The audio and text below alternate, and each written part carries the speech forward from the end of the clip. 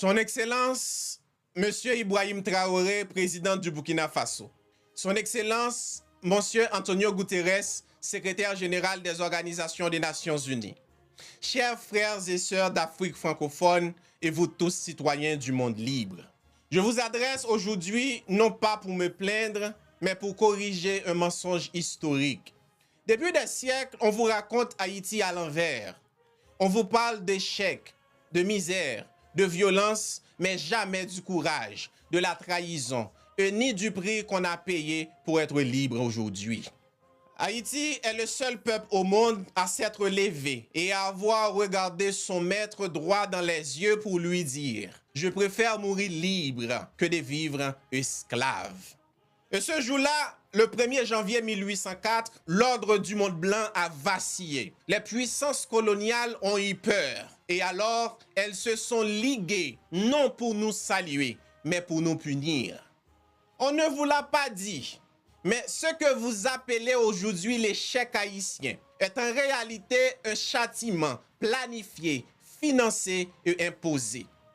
Aujourd'hui, je viens vous révéler ce que l'histoire a effacé. Pas pour réécrire le passé, mais pour une fois, le monde entier entend la vérité depuis la bouche d'un Haïtien. Ce que vous allez entendre, ce sont des faits, des actes, des décisions politiques, militaires, économiques prises par les puissances impérialistes, notamment la France et les États-Unis, qui expliquent pourquoi Haïti a été volontairement maintenu à genoux.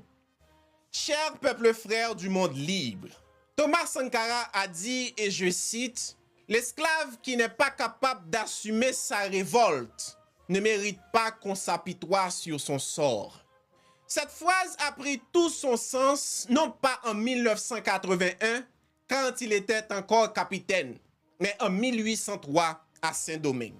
Quand des hommes noirs, des esclaves venant d'Afrique, comme Jean-Jacques Dessalines, Capois-Lamort, Henri Christophe, ont pris les armes, les machettes, les pierres et ont osé répondre à la barbarie par la révolte. Le 18 novembre 1803, à Vertières, dans le nord d'Haïti, ils ont infligé une défaite humiliante et historique à l'armée française. L'armée la plus puissante, la plus équipée, la plus arrogante de l'époque. Ils ont combattu au corps à corps face à des canons, des baïonnettes, des fusils et ils ont gagné.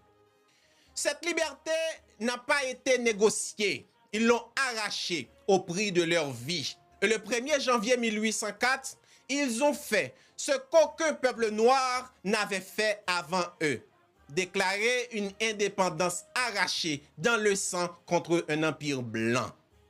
Mais ce que l'Afrique, le monde noir et le monde entier doivent savoir, c'est que le prix de cette liberté n'a jamais cessé d'être payé.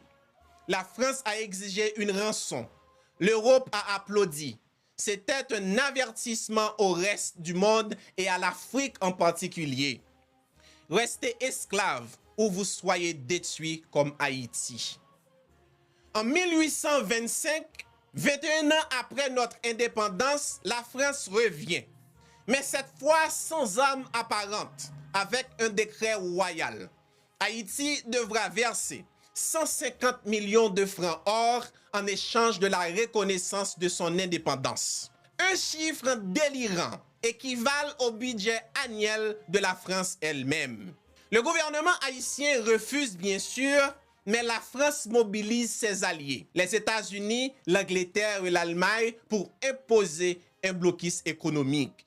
Haïti, jeune nation, isolée, étranglée, aucun pays ne voulait commercer avec nous tant que nous ne payons pas la dette d'une indépendance gagnée au champ de bataille. Nous n'avions pas eu le choix. Et le comble de l'humiliation, la France, sans honte, nous prête l'argent pour qu'on la paie. Un vol impérial. Pendant près d'un siècle, 80% des revenus de l'État haïtien partent vers la France. Ce qu'il reste, 20% à peine, ne suffit même pas à nourrir le pays. Mais même cela, maudit qu'il soit, il le trouve encore trop. En 1880, la France exige la création d'une fausse structure souveraine, la Banque nationale d'Haïti. C'est la France qui l'administre, C'est la France qui imprime notre monnaie, c'est la France qui collecte nos impôts et qui gère nos exportations. L'argent du peuple haïtien tiré du café, du sucre, du cacao ne reste jamais en Haïti. Il prend officiellement, légalement, froidement le chemin de Paris. Et quand la France sent sa domination menacée, elle invite deux autres bêtes sauvages à la table. En 1910, elle fonde avec les États-Unis et l'Allemagne la BNRH, Banque nationale de la République d'Haïti. Non trompeur, le siège est à Paris et à New York et Haïti n'a aucun pouvoir réel. On nous prête 9 millions de dollars à travers ces banques, mais on nous demande d'en rembourser 12. L'argent circule entre les banques étrangères, le peuple haïtien ne voit rien, mais il doit payer avec intérêt, maudit qu'il soit. Pour justifier leur présence, ils créent une instabilité déguisée. Entre 1900 et 1915, 7 présidents haïtiens sont renversés au gré des intérêts impériaux. Chaque président soutenu par une puissance est saboté par les deux autres. Haïti devient un pion sur un échiquier géopolitique, un laboratoire de pillage. Mais ce qui allait produire en décembre 1914 allait dépasser toutes les limites. Un braquage pur et simple en plein jour par une puissance étrangère dans notre capitale, Port-au-Prince, Haïti.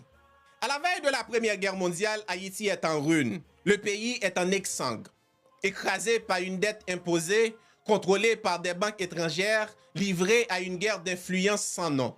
Derrière le rideau, 3 puissances impériales se disputent notre dépouille. La France, l'Allemagne et les États-Unis. Alors, le 6 décembre 1914, à 13h précises, 4 navires de guerre américains accostent à Port-au-Prince. Des marines américains en uniforme, lourdement armés, pénètrent dans la Banque nationale de la République d'Haïti et ils en ressortent avec 17 caisses d'or. Chaque caisse contient 500 000 dollars d'or de l'époque, notre réserve nationale, et calmement prend la direction de New York, réserve fédérale américaine. Le gouvernement haïtien choqué, affaibli, proteste, mais personne ne l'écoute. Aucune nation ne condamne, aucune sanction internationale, aucune enquête. Ce jour-là, Haïti ne perd pas seulement son or, mais il perd aussi son dernier souffle de souveraineté.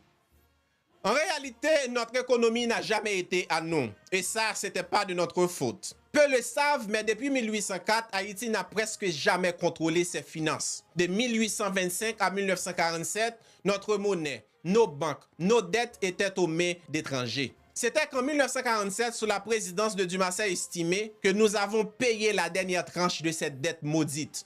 Sans aide, sans dons, sans assistance de la communauté internationale. Avec les menus de nos paysans qui ont offert ce qu'ils n'avaient pas pour réunir 5 millions de dollars et racheter la Banque nationale à la Citibank américaine. Ce jour-là, Haïti a respiré, mais le mal était déjà fait. Nous avons raté le 19e siècle et perdu le 20e siècle, 2 siècles de pillage, 2 siècles de chaos organisé, 2 siècles de retard infligés par des puissances qui n'avaient jamais accepté notre liberté. Alors, on a attendu. On s'est dit que peut-être un jour, l'histoire nous offrirait une nouvelle chance.